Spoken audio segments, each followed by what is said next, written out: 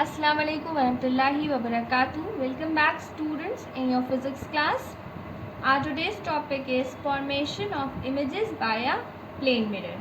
When we look into a plane mirror, we see our image formed behind the mirror. When we move towards the mirror, our image also moves towards the mirror. When we move away from the mirror, our image also moves away from the mirror. In each case, the distance of our image from the mirror is equal to our distance from the mirror. First, let's study the formation of image of a point object. What is point object? An object is said to be a point object when its dimensions are negligible. Now consider a plane PQ and a point object O. This is point object O lying in front of a mirror. The rays of light starting from the point O travels in all directions. Consider two rays, OA and OC, coming from the object and falling on the mirror. After striking the mirror, these two rays gets reflected.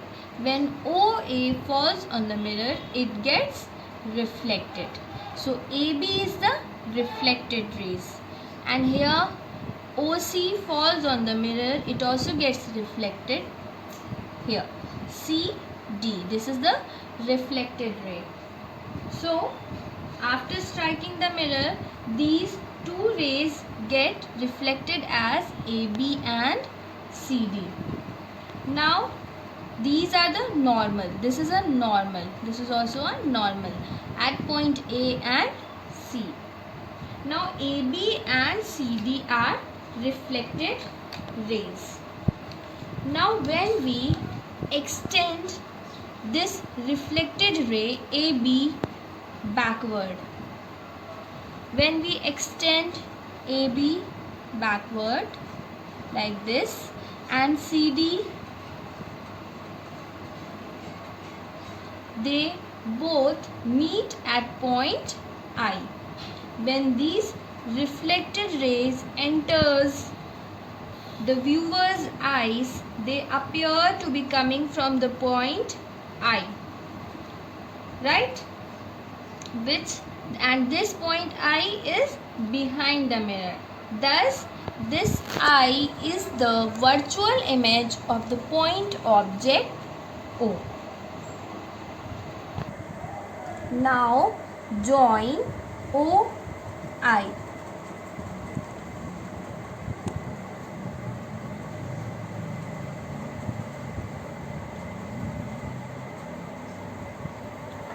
Now measure the length OL. See, this is 5 centimeters and here this is also 5 centimeters. So they both are equal. This proves that image is formed as much behind the mirror as the object is in front of it. Formation of image of an object of finite size. An object of finite size like a pen or pencil is considered as a collection of large number of point objects. Now consider a plane M dash. This is a plane mirror and an object AB of finite size. Place the object parallel to the mirror at some distance from it. Now consider two extreme points A and B of the object. Now see, we are considering 2 points A and B.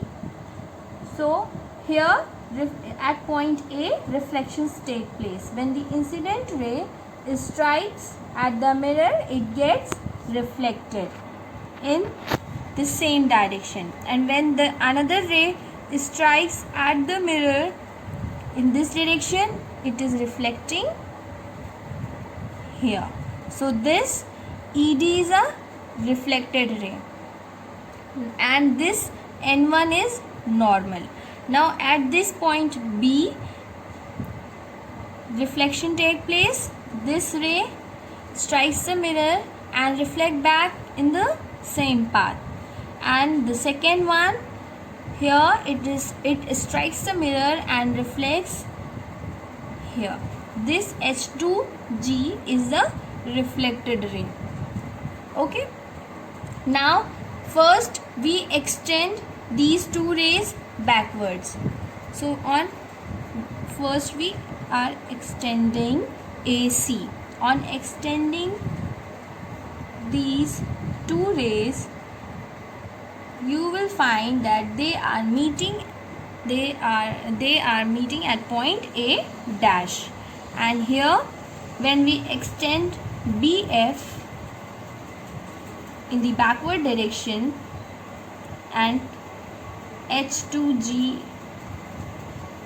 and HG in the backward direction, you will find that they are meeting at point B dash, right? So they are forming, this point is forming an image of point A and this point is forming an image of point B. So this A dash and B dash is the image of the object AB, that is laterally inverted. The image, and now you will measure the AC, the length of AC. See here, this is 5 centimeter, and here measure it, this is also 5 centimeter. Here this is 5 centimeter, and here also this is 5 centimeter. So the image is at the same distance behind the plane mirror as the object in front of it. The image formed is erect, virtual, and of the same size as of the object. Next topic is lateral inversion. When we look at ourselves in a plane mirror, we see our image in the mirror. Now when we wave our right hand, you will notice that our image appears to be waving its left hand. It means our right hand appears to be left hand of the image. Similarly, our right foot appears to be left foot of the image. This is called lateral inversion. What is lateral inversion? Lateral inversion is a phenomena due to which right side of an object appears to be left in its image in a reflecting medium and vice versa. What is lateral inversion?